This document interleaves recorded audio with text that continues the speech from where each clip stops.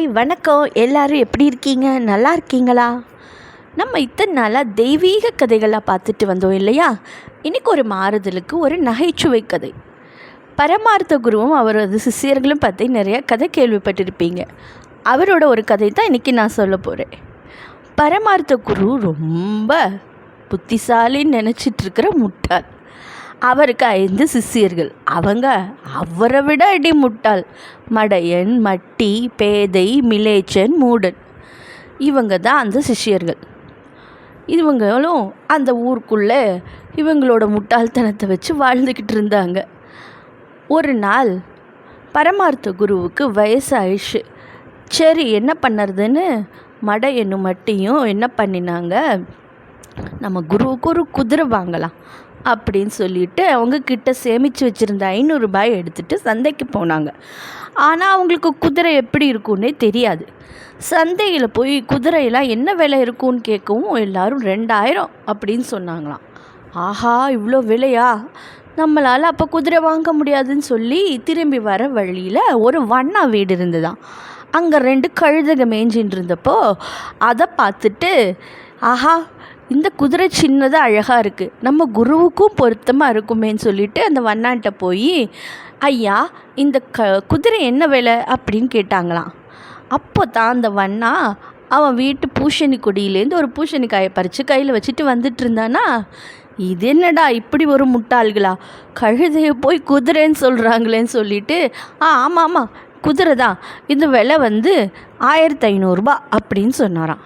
ஐயோ, என்ன இவர் இவ்வளோ விலை சொல்கிறாரு அப்படி சொல்லிட்டு, ஐயா, குறைஞ்ச விலைக்கு குதிரை இருக்குமா அப்படின்னு கேட்டோடனே, இல்லைப்பா, குதிரையெல்லாம் குறைஞ்ச விலைக்கு இல்லை அப்படின்னு சொன்ன உடனே அடுத்து மடையன் கேட்டானா, ஐயா, உங்கள் கையில் இருக்கிறது குதிரை முட்டை தானே அப்படின்னு. அவருக்கு அழறதா சிரிக்கிறதானே தெரியலையா.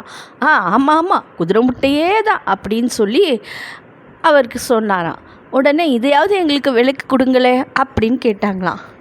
அவரும், ஆஹா, இன்றைக்கி நம்ம நரிமுகத்தில் முழிச்சிருக்கோம் அப்படி சொல்லிவிட்டு, சரிப்பா, உங்ககிட்ட எவ்வளவு தான் இருக்குது அப்படின்னு கேட்கவும், எங்கள் கிட்ட 500 ரூபா தான் இருக்குது, எங்கள் குரு ரொம்ப வயசானவர், அவருக்காக தான் குதிரை வாங்க வந்தோன்னு சொன்னோன்னே, சரி சரி, உங்களை பார்த்தாலும் பாவமாக இருக்குது, இந்தாங்க இந்த முட்டையை வச்சுக்கோங்கன்னு அந்த 500 ரூபாய் வாங்கிக்கிட்டு பத்திரமா கொண்டு போங்க, 3 நாளில் குதிரை குட்டி வரும்னு சொன்னோடனே உடனே மடையனும் மட்டும் ரொம்ப சந்தோஷமாக அந்த பூசணிக்காயை வாங்கி தலைமையில் வச்சு நடந்து வந்துட்டு இருந்தாங்களா.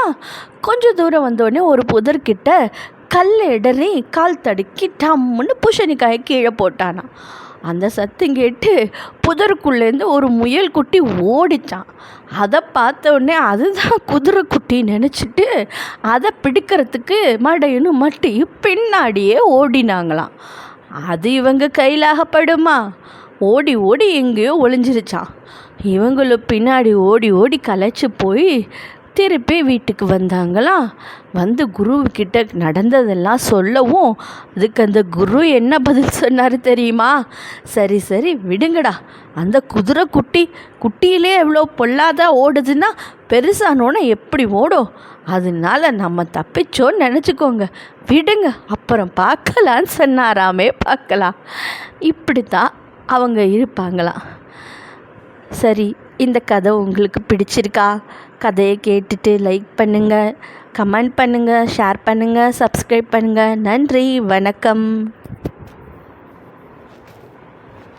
ஹாய்.